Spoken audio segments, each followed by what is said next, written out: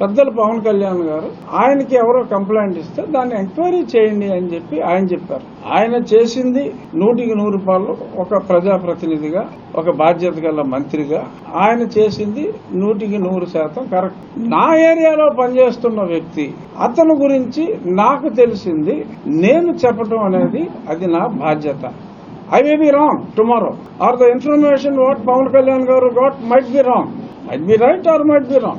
నేను చెప్పింది might be right or might be wrong వాళ్ళ విచారణలో తెలుస్తుంది. దానికి ఇంత భారీగా ఏదో deputy CM versus deputy speaker అని ఏదో డిప్యూటీ కామన్ గా ఉందని, ఆయన పోస్ట్ చాలా పెద్దది. నేను డిప్యూటీ అని ఉన్నంత మాత్రాన ఆయన డిప్యూటీ చీఫ్ మినిస్టర్ హోదాలో ఉన్నారు. కూటమిలో ఒక ప్రముఖ నాయకుడు, ఒక పార్టీ అధినేత.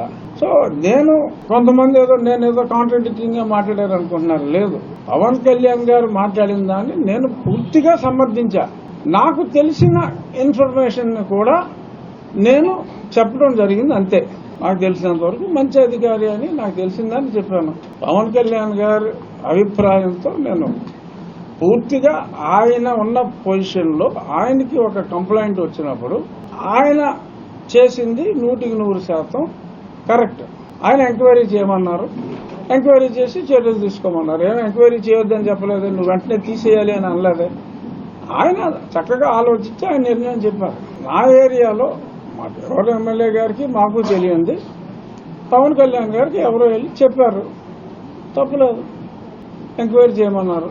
సో ఆయన ఎంక్వైరీ చేయమన్న దాన్ని నేను మనస్ఫూర్తిగా స్వాగతిస్తున్నాను.